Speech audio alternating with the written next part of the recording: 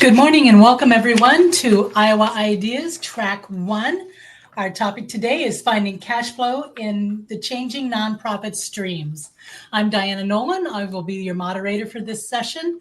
I am recently retired from the Gazette after spending 42 and a half years here, and most of it was covering arts and entertainment. So this is a challenge that is near and dear to my heart, and hopefully we'll find our way through it. So we'd like to thank our presenting sponsor, ITC Midwest. Their support helps make the Iowa Ideas discussions free for all. You'll be able to submit questions to our panel today by entering them into the Q&A box or in the Zoom chat. And I promise we'll work them into the conversation. So today we'll be discussing cash flow and how it is affecting Iowa. And I'm joined by a great group of panelists. So we're just going to go around the room and let them introduce themselves, tell us who you are, where you are, what your organization is, and kind of your main function. So Nathan, let's start with you. Sure, happy to be here. Thanks for the invite. Nathan Stelter, president of the Stelter Company here in Des Moines, Iowa, a 60-year-old family company that works with 1,100 charities around the country to help them diversify their revenue. Tara? Hi, I'm Tara Templeman. I am the curator and collections manager at the History Center in Cedar Rapids. So we collect history and tell stories about Linn County, Iowa. And then I am also the current president of the Iowa Museum Association. So we are a group of almost 300 museums across the state of Iowa. And our job as an association is to provide support and advocate for museums. Excellent. And Heather? Heather Pukar. I'm the executive director at Humanities Iowa. We support nonprofits across the state to bring cultural programming to communities through grants and partnerships. And what city are you housed in, Heather? Our offices are remote, but I'm in Huxley right now. Ah, where is that? For those of us who don't. Right between Ames and Ankeny. Oh, okay. Nathan, where are you located? We're in West Des Moines. Cool. And I know Tara's in Cedar Rapids because I've been to the Arts Center many times, the History Center. I've also been to the Arts Center, but the History Center. And I encourage anyone within shouting distance of this video, and that means wherever you are in the world, you should stop and see it because they have awesome exhibitions and collections. Okay, so off we go with our questions. Because we're talking about cash flow, let's just each of you kind of weigh in on what percentage of your budgets come from grants and donations. Nathan? Well, again, working with a lot of charities around the country, it's across the board. A lot of organizations rely on those individual contributions and grants, and especially in our arts and humanities sector. And Tara, how about the History Center? The History Center's budget is made up of about 68% grants and donations if we lump sponsorships in with that number. And then for the Iowa Museum Association, it's about 31% of our budget made up from grants and donations. Okay, doke. And what's the other percentage come from? Some sponsorships of programs that we offer, revenue from our annual conference, memberships, specific contracts where we do work on behalf of other entities and then they pay us for that. So revenue generated that way. Excellent. And Heather, how about your organization? We are 100% grants and donations. Excellent. So with the pandemic behind us, which was a huge challenge to programming and funding, what funding changes and challenges are you seeing today? I know that when I worked in the nonprofit sector at Theater Cedar Rapids as the youth theater director, when I came on board and needed to do fundraising, the tide had just shifted from arts and culture to health and human services. And so it was a little harder hill to climb up for me. So I know there's sort of a cyclical nature to how grantors prioritize their funding. Nathan, what have you seen as far as the challenges to programming and funding?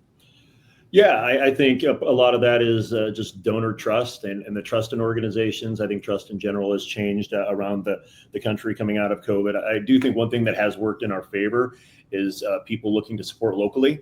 They want to see the impact. They want to touch and feel the impact and know that it's happening, as opposed to maybe trusting a national organization. Even though they do great work, it's harder to kind of connect the dots. And so I think that does work in our favor, but trust and transparency seem to be top of mind for everybody.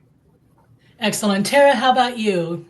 I think with changes in priorities of different administrations, we see a reduction in funds, especially from national granting agencies.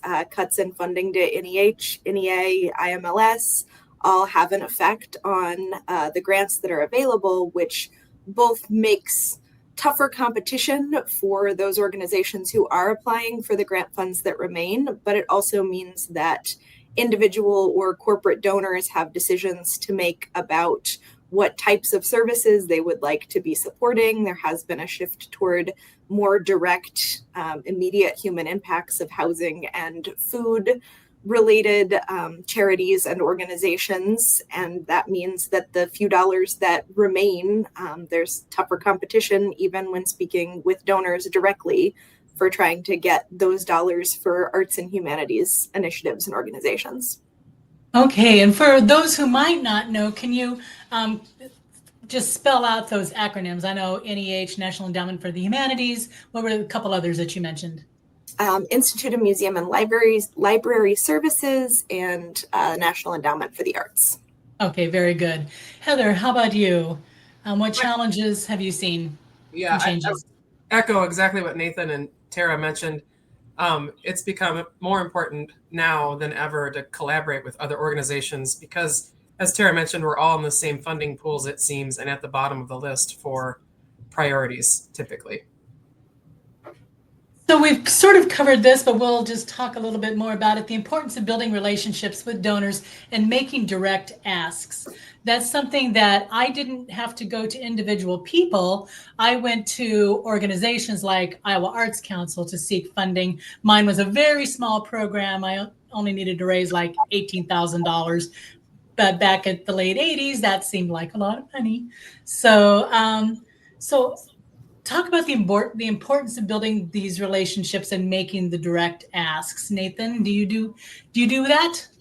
Yeah, I mean, I've long said, we're a 60-year-old company that does marketing for charities around the country, and there would be no need for us to be around if we could staff accordingly to make sure we have enough folks to have the one-to-one conversations, because that's hands down the most important thing, is building those relationships, not only making, I guess, quote unquote, the ask, but being a good listener. Understanding what they truly care about, what their passions are, and being able to identify, are they a values match? Are they a mission match to what we're trying to accomplish? Because ultimately, at the end of the day, as Heather mentioned, there's more competition. And so, how do we cut through the clutter, and how do we find those folks who truly care about what we're doing and bring them into the fold so they see us as, really an extension of their family? Thank you. Tara, how do you do that? How do you make those connections so you can have either a one-on-one lunch or, is it all via email? How do you do that? Or how do you find what is the most effective way for you to meet people where they are? I think face-to-face conversations are always the best way to go about doing that. It is about developing deep relationships with folks. Most people are not going to give you $1 million the first time you meet with them. They might give you 1,000, and then 3 years down the road, it might be 5,000, and then maybe you get into 100,000 eventually. But it is about building those relationships. So picking up the phone and talking to people and giving them updates, and making sure that every time you talk to them, you're not asking them for money, but that you are asking them about their life, about their priorities, about the other things that are going on in their worlds, and truly building a relationship, and then making sure that you just maintain that contact over the years. Now, can you do that over lunch? I always found if I was doing an interview with somebody and it was over lunch, that meant that I was doing a lot of talking. And after we were all done, then I ate my cold lunch. I do think there's something about breaking bread together that helps to build community. People are somehow more casual or comfortable when you're eating together. So when that's an option, it's a great one. But yes, it might mean you eat a cold lunch. Heather, how about you and your organization? Do you do the face-on? How do you connect with people? Yep, it's lots of phone calls, lots of face-to-face. And then it's also important when we make the ask and we're they give us money, to show them where the money went. It's really important for our follow-up to show them how the program went, to invite them to the program, to make sure they're mentioned several times throughout for their support. The follow-up for us has been the best way to continue to build this relationship. And like Tara said, we're not always asking for money. We want them to see where their money goes and to participate in some of the decisions we make and how we administer the program too. So have them be involved in the process from writing the check to finish if they want to be. Now, Tara, I know that in Cedar Rapids, we had a couple who have both recently passed, and they were huge, huge supporters of different things, from outdoors events, but a lot of it focused on the arts and culture.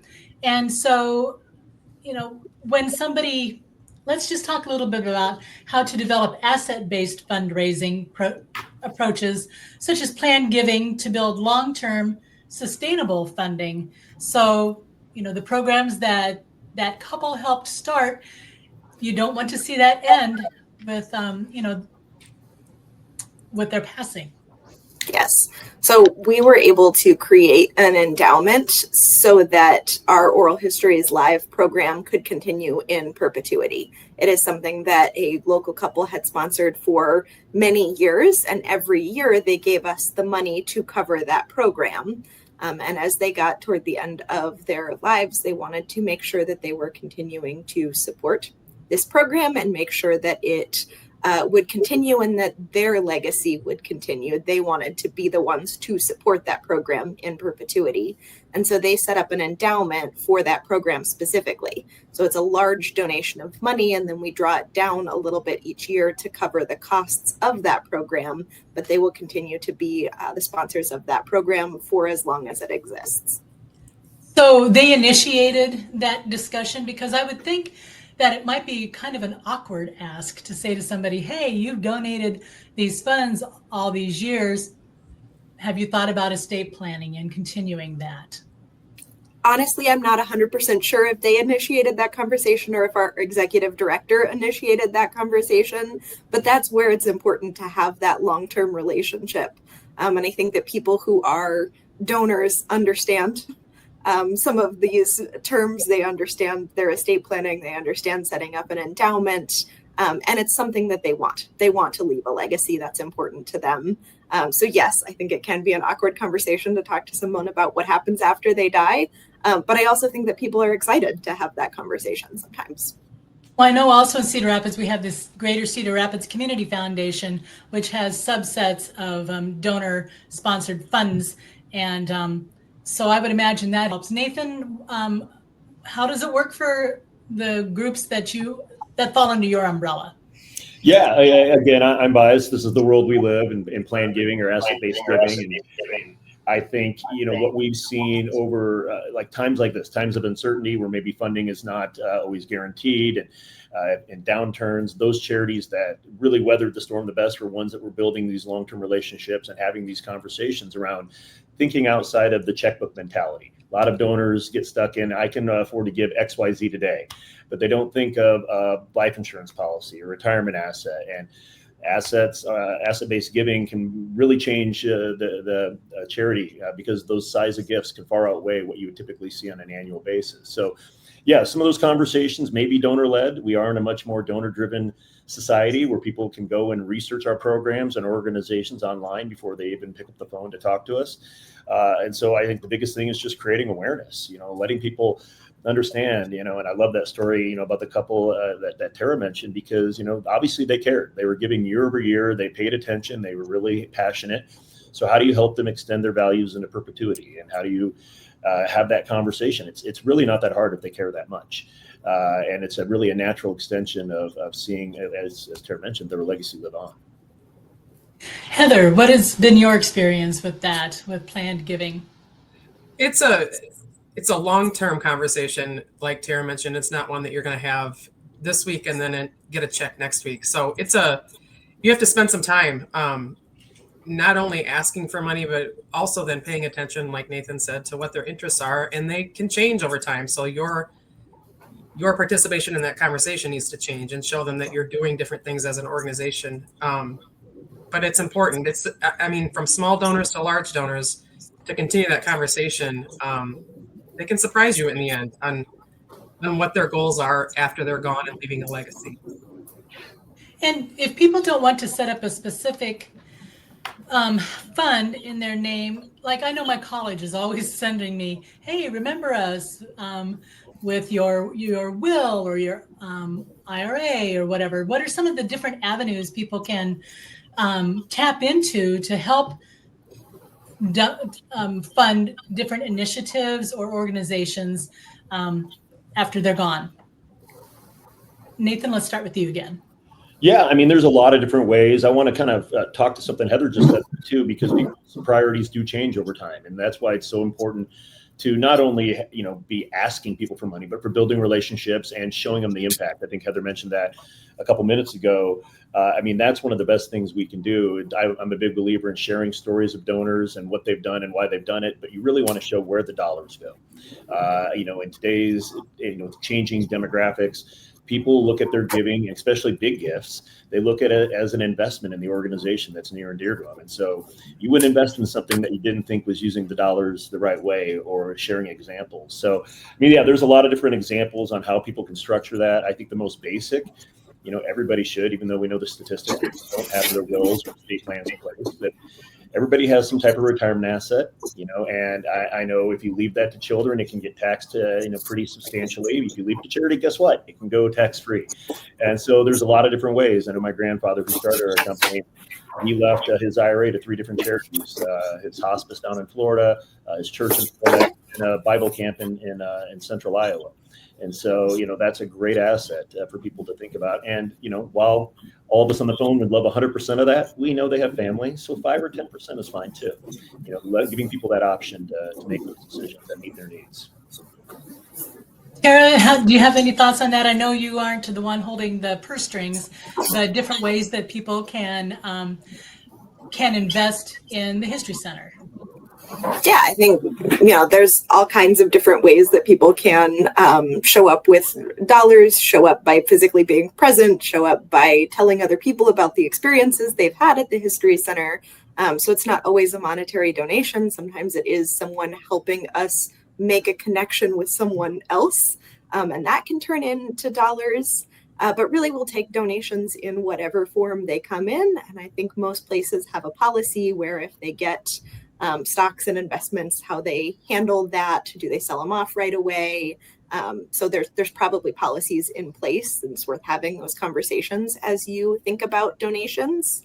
But then the other thing for donors to keep in mind is we love to have projects. We love to have a sponsor who is interested in funding a specific thing, and priorities change over long periods of time. So there are people who, for example, want to donate something, but have requirements like it has to be on exhibit forever. And like that might make sense for 10 years or 30 years, but 100 years down the road, that might not make sense anymore. So we're always very pleased when people give without those kinds of restrictions on their gifts as well. Like if you would like to just support an organization, sometimes you can donate to their general operating expenses, and that will go a long way as well. Heather, what are some of the ways that you see people building your the groups under your umbrella into their long-term planning? Like Tara said, a lot of it sometimes isn't monetary initially.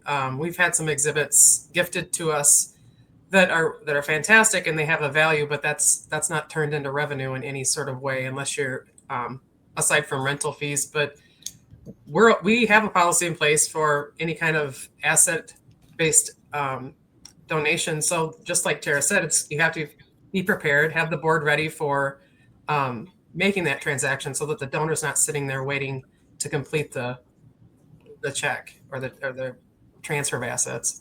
I think, Tara, real quick, I just want to elaborate. Tara and Heather just mentioned something really critical for any nonprofit is having gift acceptance policies in place, because it's very easy, especially in times of uncertain funding, to say yes and want to say yes to any type of gift that comes across, but you may not. Sometimes it's equally as powerful to say no.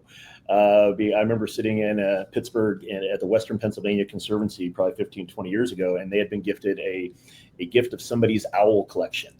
and they had spent more time. We were in a boardroom, owl pepper shaker, salt and pepper shaker.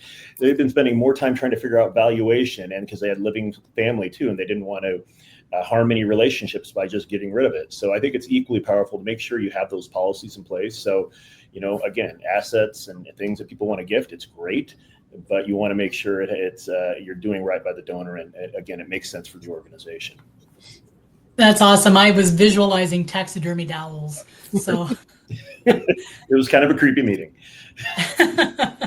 One thing that struck me listening to you guys talk about this is changing priorities. So people in their 20s are going to think very differently about planning than people in their 50s, or like me, who's recently retired in my 60s. And it makes me think that maybe I should go back and take another look at my will, because that was drawn up almost 20 years ago when retirement was just like a happy thought coming down the line. So how do you reel in young people and keep them on board as they go through the different phases of their life, from paying off student loans to maybe getting married and starting a family, or career orientation, moving through the different phases of life? How do you build and sustain those relationships? Tara, let's start with you this time. Yeah, I think showing your value throughout someone's life is incredibly helpful. So we have school children who come through the museum and they learn the value of learning history, and hopefully they have a fun experience here. And then as they go through life, maybe they need an internship, maybe they have a research project, and they come in and use our resources in order to do something that is a requirement in their life. And then as they get a little bit older, maybe they have young children and they want their children to have the same experience they did as a child. So they bring their kids into the museum and they see us as an asset for them to learn about history. So there's lots of relationship building that happens where we don't expect people to make a donation.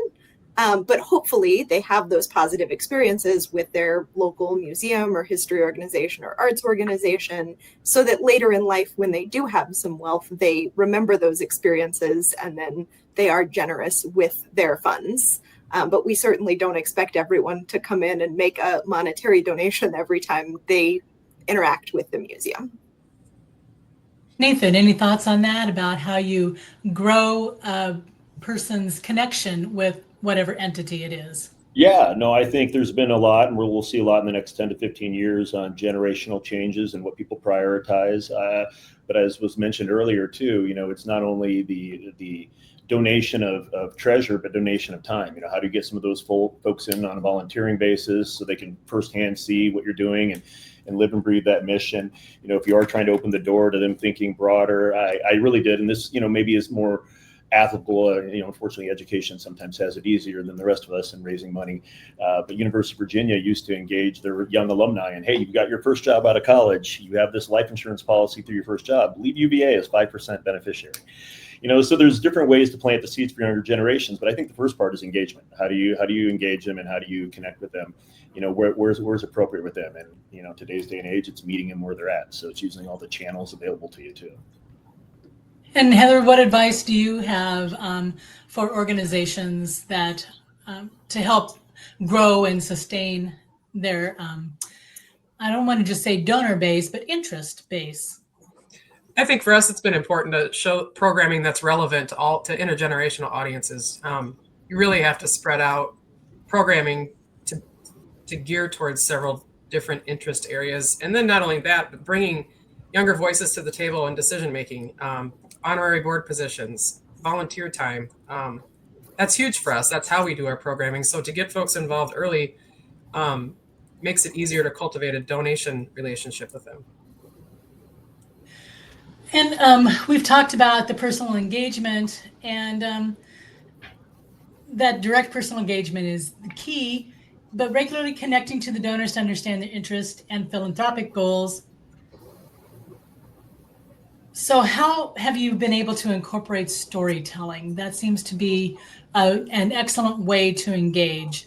Like, Tara, do you use the example of the Wilsons or anything like that? Because not everybody's going to be able to give on the level that they did to make $1 million kind of gift for the Herbert Hoover Museum renovation, or a huge gift to Cedar Rapids Opera or the History Center and its programming? We do that a couple of ways. Certainly, it's always helpful to have an example of people who have done something, and you can tell the story of this is the impact that this couple will have. This is how they will be remembered. You could be remembered in a similar way. But the other thing that we do really regularly is we have sponsorships for our exhibits. And so we help to tell the story of a variety of different organizations and corporations. And then they can visit those exhibits and see how we have told the story of other companies. So we do a lot of anniversaries, Theater Cedar Rapids 100th anniversary, Renderneck's 145th anniversary, Alliant Energy's 150th anniversary, the 75th anniversary for UFG and for Van Meter. So we're able to tell these stories on behalf of a company, and then they have that history that they can remember what their legacy is, because those are far longer than the lifespan of the people who are leading these different organizations. And they can use that as onboarding for their employees. So we certainly help to tell other people's stories as well. Heather, any thoughts on that with adding an anecdote into the conversation? Is that something that you feel is valuable? Yeah, I think it's a win every time.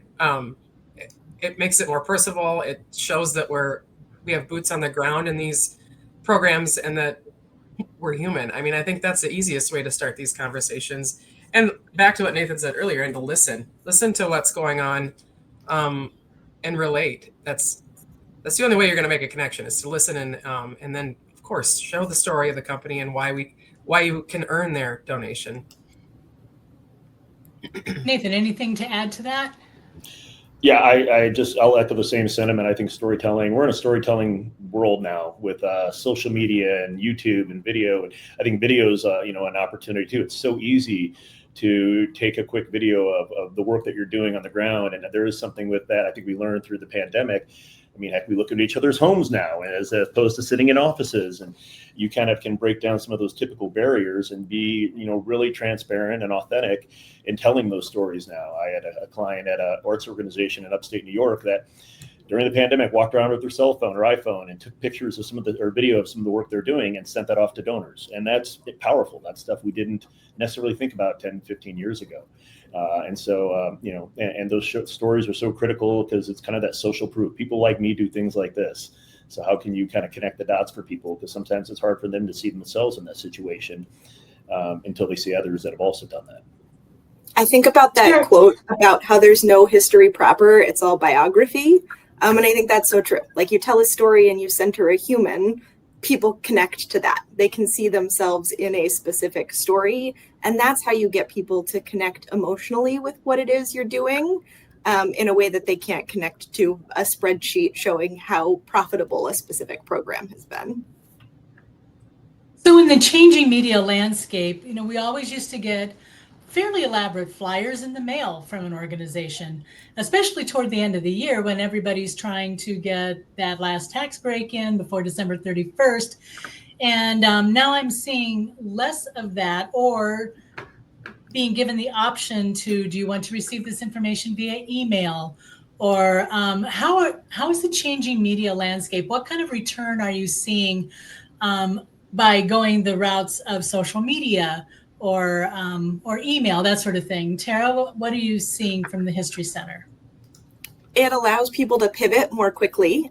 We can plan events and share information much more quickly than if we are going slowly and generating a flyer and having it printed and mailing it to people. So it does allow us to be a little bit more nimble in the way that we plan things. But there was also an expectation, and I think COVID made this worse, that online content is free content. And so people are used to getting the work of your organization sent free to their inbox, or to find on social media, on Instagram or Facebook or TikTok or wherever it is that they are.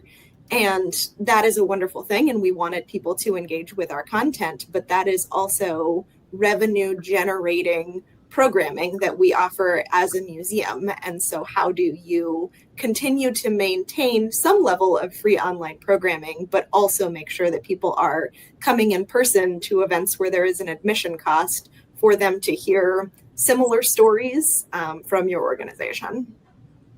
Heather, how does the changing media landscape affect what you guys do and how you operate?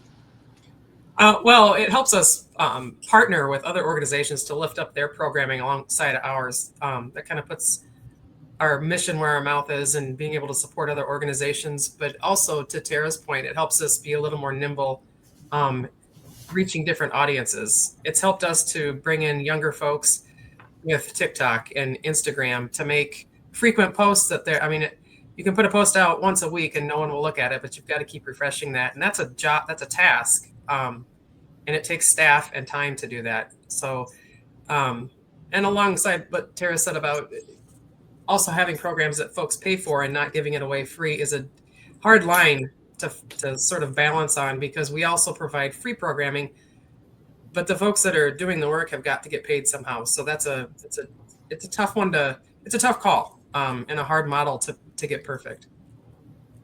Nathan, how about you guys? Or have we already touched on that, about how the value of social media, the return on the investment kind of thing?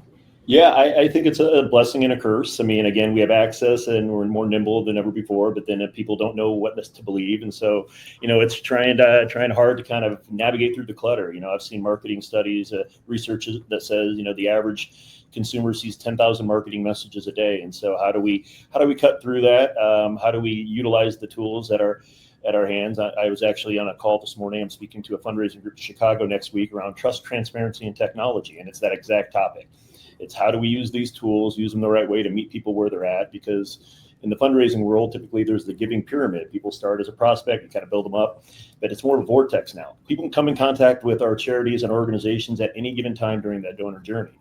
And it's so much different than before, which is great because we can find new folks. But then how do you meet them? How do you give them what they need from a content standpoint? Because I think Tara mentioned, during the pandemic, content consumption went through the roof. And what's that balance of free content versus paid? And in 2 weeks, I'll be in Indianapolis facilitating a roundtable about AI and communication, because now there's virtual gift officers that try to help us build relationships. And, there's pros, I guess, but it's also kind of scary. And so we're in this weird world where us as representatives of nonprofits, we have to keep trust and donor trust at the top of every decision we make. Yeah, AI is a strange new world. I know that I used AI transcription programs when I would tape an interview, and then I was able to transcribe them, and I knew the quirks. I had 2 different platforms that I used at different times. And if they didn't understand a word, they would throw in whatever they thought it was that is not what the person said. But I always could go back to my original recording and hear what they really said. So AI still has bugs to work out, but it has applications. It's just weird in the media realm where you need to be, very accurate. That's that's the upshot of all of that. And then when we're talking about the different cash flows and the sort of the drying up of some funds, like you may think you have a program fully funded and 6 months later some legislation or something comes down the line that pulls that out from underneath you. How do you plan programming in this strange new world in which we find ourselves? Because I know Orchestra Iowa plans concerts 3 years out, and the Cedar Rapids Museum of Art does the same thing, because you can't wake up in one day and go, oh, hey, I want that traveling Salvador Dali exhibit that's coming around the country. Can you work in Cedar Rapids next week? It doesn't happen like that. So Tara, how do you navigate programming planning?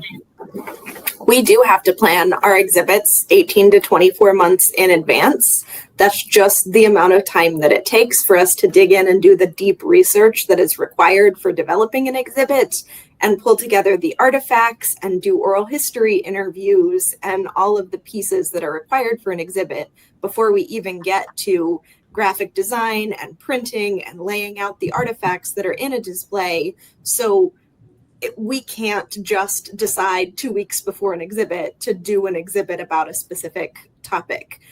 So we're more nimble than we used to be with our plans, but it's still just there's lead time that is required to do the work that we do.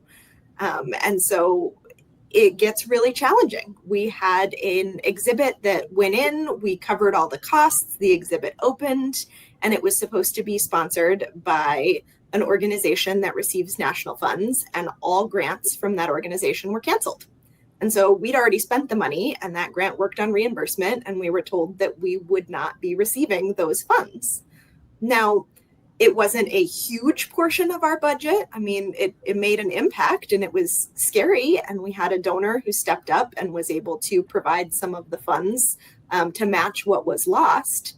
And then by the end of our fiscal year, we ended up receiving that funding anyway. So even though the grant had been canceled, it was reinstated and we were able to receive those funds. But it definitely makes us a little nervous and a little bit unsure as we're planning some of these programs. But we as an institution decided that we're not changing our mission or our vision or our values. We will continue to offer the same types of programs that we had been offering. And we would find other funding sources if we needed to.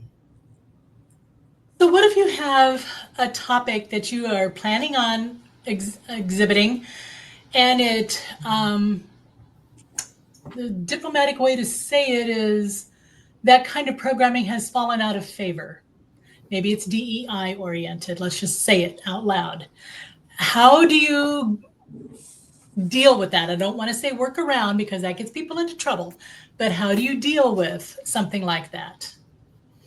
So I think there are companies and individuals who are specifically interested in funding DEI initiatives. So sometimes it is changing who you're working with or who your partner is to put on a program. Sometimes it is partnering with another organization. Now, there are certainly times where you'll get feedback from the community, and if they're telling you that something is, if the people who you are representing through your program are telling you that something that you're doing is offensive or is not something you should be doing, absolutely pivot.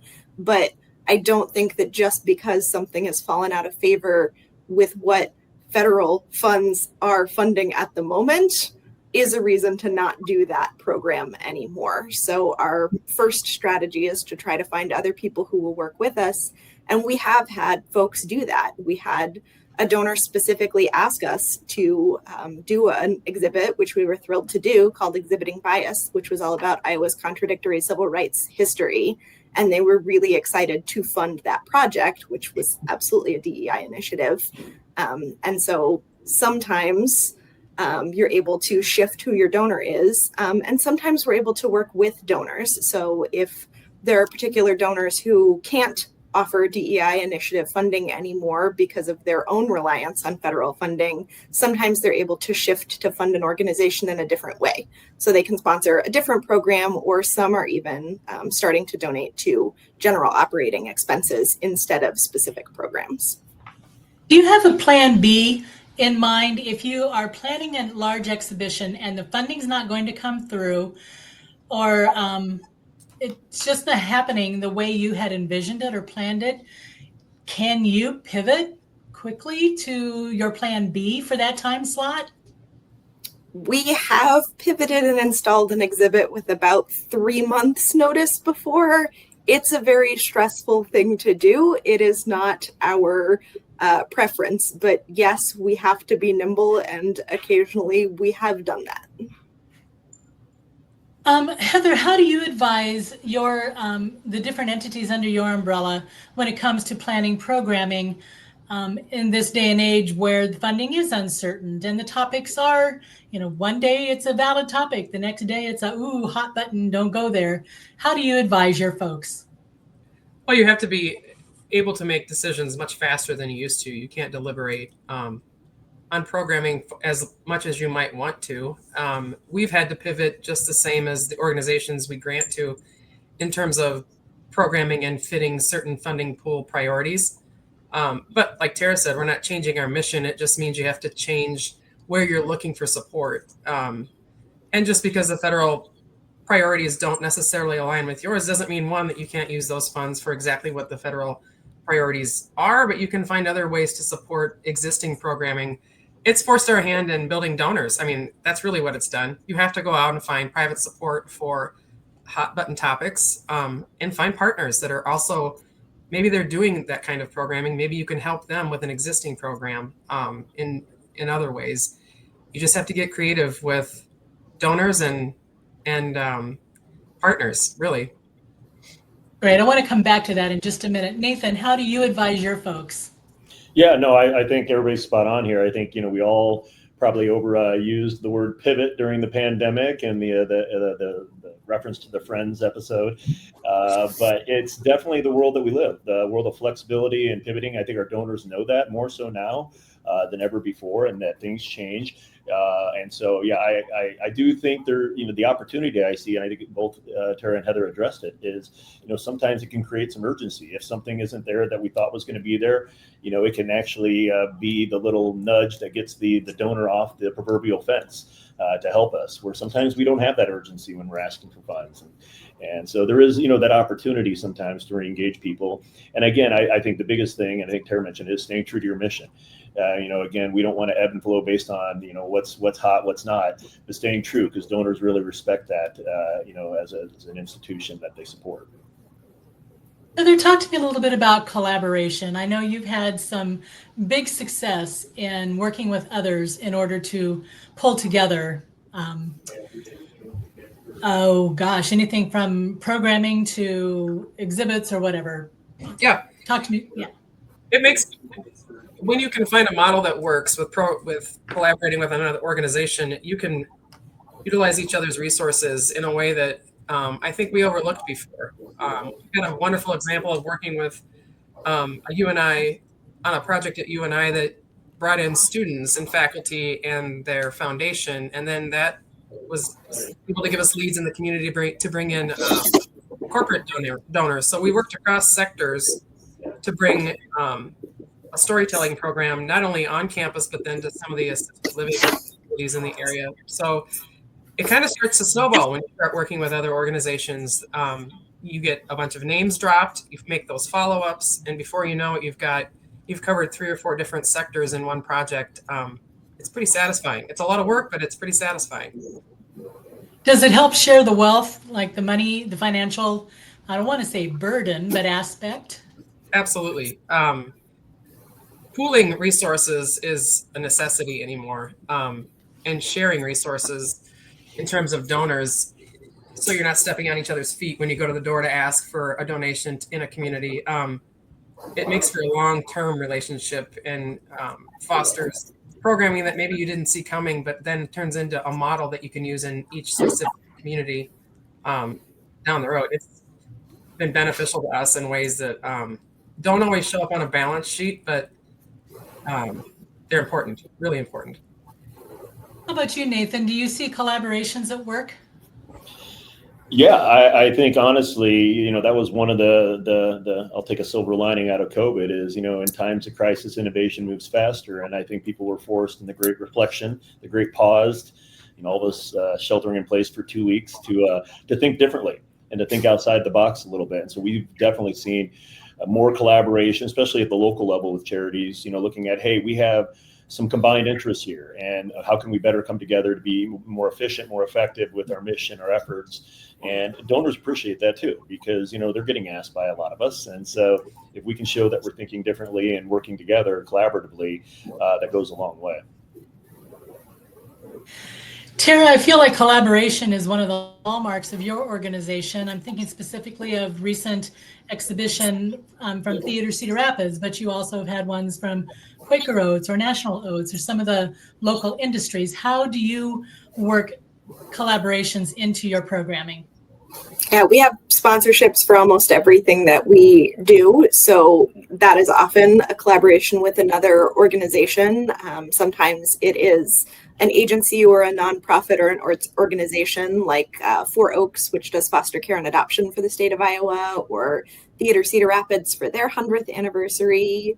But often it is a business sponsoring a exhibit or a program that we are offering. And sometimes the business will see that as part of their marketing funds, because people who might not interact with that business might interact with the History Center, and then they will learn about that business. But we also partner with organizations in other ways, like we have work study dollars from our local college where students can be paid work study funds to work for a nonprofit. And so they come in and work for us and they are paid for that work, and everybody wins in that example. Or the Iowa Museum Association has been partnering with tourism for the state of Iowa to extend information and training to our members. And so the tourism office is able to pay us for that, because now they have access to all of these museums, which are huge drivers of tourism, but they didn't have all those individual contacts. And so partnering in all of those ways is tremendously helpful. So even though your focus is on Linn County, do you see the History Center's reach as being beyond the borders of Linn County? I think hopefully that is the case. Certainly through platforms like social media, that is happening. Our TikTok audience is not Linn County specific, it is across the nation. So hopefully people are able to learn from our programming, and we make friends and partnerships with other museums that are across the country, and we learn from each other and help each other in those ways. But our main target audience will probably continue to be Linn County. That is our mission. We preserve and tell Linn County stories. If that is of benefit to people outside of Linn County, that's great, but that won't be our driving mission. So how do the exhibition topics come to your attention? I'm thinking specifically, is it Bucknell, the family, the puppetry family, where they had a reach that was national and international. And I know that the brothers are not real comfortable being in the limelight. Their parents were the ones in the limelight. Or Theater Cedar Rapids with its centennial celebration. Do those folks come to you and say, hey, we have artifacts we'd like to see displayed? Or do you just have your magic wand that says, hey, I know about these puppets, let's see if we can display them? It is a combination of those things. So sometimes we're aware that a company has an anniversary coming up and we'll reach out to them. Sometimes a company comes in and sees an exhibit that we did about another company and they're like, hey, we want that. And so they come to us and make that request. With the Bucknell Marionettes specifically, there's a community member who is probably more famous outside of Cedar Rapids than he is within Cedar Rapids as a composer. And he credits his early interest in music to a performance of the Bucknells when they came to his elementary school. And so he was interested in the story of this family. And he helped us to create those connections with the brothers, Kurt and Dell, who are still alive and who have maintained their parents' collection of marionettes. So we were able to borrow those for the exhibit, and they had recordings and photographs and all kinds of things that we didn't have in our collection. And so through that connection and through a little bit of relationship building over a couple of years, we were able to borrow those and tell that story. And so sometimes we take community requests and then we go out and find the funding or the way to tell the story. And sometimes we start with the sponsorship and build the story around that. And that was so cool because I had no idea of the history because I came to town in '82. So I didn't know the history of those marionettes being part of television advertisements and that sort of thing. So that was really cool to learn about. So when these groups have artifacts and they go on display, do any of them say, hey, would you like to keep these in your permanent collection as opposed to trucking them back in boxes to whatever holding facility they might have? Yes. And that is part of our relationship building from the start with some of these companies. They often will have a closet of stuff, as they refer to it. And I come in and I say, those are your artifacts. Like, let me help you with that. And then they learn about how we store artifacts in our collection and how to properly care for them. And many times companies decide that they are not the right person to be the repository for their own collection, especially these companies that have been around for 145 or 150 years. They have old paper and it's brittle, and they have photographs, and they're not sure of all the proper storage that is required to care for those different types of materials. And so we become the repository for those. And sometimes it is an agreement where they pay us an annual fee and we store the items, but they maintain legal ownership of them. And sometimes they just donate the entire collection to the History Center and they become a part of our permanent collection. But yes, that's certainly something that happens more often than not when we do these exhibits. I should have had you come over as I started downsizing my house and see all the stuff I have collected, which is of value to nobody but me. So when we're talking about cash flow, it feels like diversification is the key, that it's not just about perhaps the dollars in hand at the moment, but the relationship building. And we have a few minutes left. And are there topics or aspects that we haven't talked about or that our listeners would like us to weigh in a little bit more in our final moments of this particular session? Heather, what haven't we covered that you'd like to talk about? Oh, geez. Let's put you on the spot. Yeah. I mean, I could Which I promised I wouldn't do. I could talk about lots of things that don't pertain to donor-based things, but since we're here, I just think, you can't be afraid to be told no. That's a big thing when you start going out and making asks and looking for donations. You're going to get told no. Move on. Go to the next prospect. I think a lot of people get hung up on that they have a hard time dealing with taking it personally. Maybe is don't do that. That's how we have created our early success, at least this fiscal year, is just to keep moving forward. It's part of the ask, getting told no every now and then. Yeah, I got some really good advice because I was in my 20s when I was doing fundraising over at the theater for the youth theater program. And someone who had more experience in that than I did had said to me, "You're not asking for money for you. You're asking for money for a program that is important in the community." And how valuable is that kind of advice? Nathan, what do you think about that?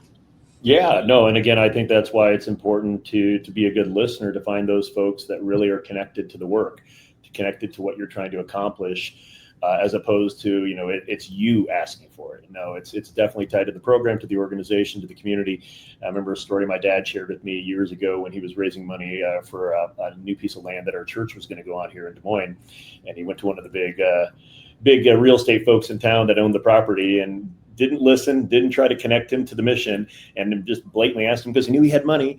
And he said, "Well, if God wants it, God can go buy it." And so it's really important to connect folks, passion to purpose, I guess, more for lack of a better, because that's really where people, it's not even really an ask at that point. Then if they care that deeply, they're going to, probably bring it up themselves. And so, yeah, no, I think that's the important part. How about the importance of mentorship when you have someone young? And I hate to just keep coming back to me, but I do have experience in this. And because I was in my 20s and I was filling out an application for Iowa Arts Council funding, it was this form that just was daunting to me. And I kept telling myself, just tackle it like you do your taxes, one line at a time. But there was a woman within the organization, kind of tangentially, who had a ton of experience in fundraising, took me under her wing and really talked me through it and talked me off the ledge a time or two when I thought, I don't know what I'm doing. Heather, how important is mentorship, do you feel? It's huge. We've, as an organization, designed our grant program to be successful instead of one that oftentimes is built for denial in many instances. And the grant applications can get complicated. Our position on it is ask us, we'll help you through it, so that you can have a successful application by the time it reaches a committee for a decision. It's so frustrating for folks to take a look at those and then just close the window because there's so many lines. We've really tried to work on our outreach leading up to grant deadlines to say that we're here to help. And then not just say it, but then make appointments with folks to walk them through line by line, just like you mentioned, to get them through the process. Tara, you have lots of experience, you have the education. Do you still feel the need to reach out to somebody for a little bit of either mentoring or a yes, you're on the right track kind of pep talk? I think it's smart to reach out to an organization because, number one, you want to make sure that what you're applying for fits their mission and fits what they like to fund. And if it doesn't, then that's not the person you should ask for that thing specifically. And so that early conversation of someone saying no helps you not spend time filling out a sometimes lengthy, sometimes very detailed grant application that is for a project that they would never fund. And having that conversation gives you the background to understand what they will fund. And it also helps you to build a relationship with that agency who has funds. And so they think of you, but also you think of them, and you have this deeper connection and relationship and understanding for what their priorities are. Great. And Heather, most of us are situated in a city, and with cities come more funding streams, more opportunities. What do you see happening in the parts of our state like Southwest Iowa, or that kind of zone between Des Moines and Omaha that maybe don't have big cities on which to draw upon? What do you see happening in those parts of our state that aren't as well connected as those of us sitting in a city? Well, they have programming going on that's just as important as the stuff you'll find in Cedar Rapids and Des Moines. I think organizations like ours need to make a better effort to go listen to those folks and ask how we can help support what they've already got going on. That's been a goal of ours over the last couple of fiscal years, to get on the phone, go visit the programming that's happening, even if we didn't fund it, to find ways that our organization can assist with what is already really a great network in those areas that just goes under the radar. Smaller communities are incredible at networking and spreading resources much farther than most. And that's just a wonderful way for us to be able to deploy some cash and see such an incredible outcome at their programs. When you're bringing 50 people to a local library, that's a huge win for us. So again, listen and reach out to folks in those areas. Nathan, anything to add about the whole thoughts on mentoring or reaching out in areas that maybe aren't as well connected to us, seemingly not as well connected? Yeah, I think the mentoring mentee aspect applies, to a lot of different communities, and it doesn't have to be elaborate. It doesn't have to be this, long form thing that's intimidating. And honestly, I think that's the way, as we were talking earlier about getting younger generations involved. I know when I moved back to Iowa back in 2008, I got involved with the Broadlands Medical Center here for a mental health campaign as a mentee. And that was invaluable, learning from other folks and having to raise money for that. And now mental health is one of my main passions. And so, that's a great way to engage folks that may not have dollars to give, but may have time and interest and passion that they want to provide. Excellent. Well, we have about 1 minute left. I want to thank you guys for offering your expertise. It's been a great conversation. I knew it would be from our planning session. You all have so much knowledge and so much to share. And I encourage those folks who are online with us now to keep going. We have another arts and culture session coming up at 10:40. So just a few minutes from now, Elijah Deschus, who is my colleague on the features department of the Gazette when I was still here, and he always has great things to say and great insights, and he knows how to do a good interview as well. So I encourage people to stick with us. And if you joined our session midway or whatever and want to catch up, all of our Iowa Ideas sessions are being recorded and will be on the Gazette's Iowa Ideas website. So you can watch it at your leisure when you have time, as time allows. So thank you very much, everyone, and have a great rest of the day. Thank you. Thanks, Dan.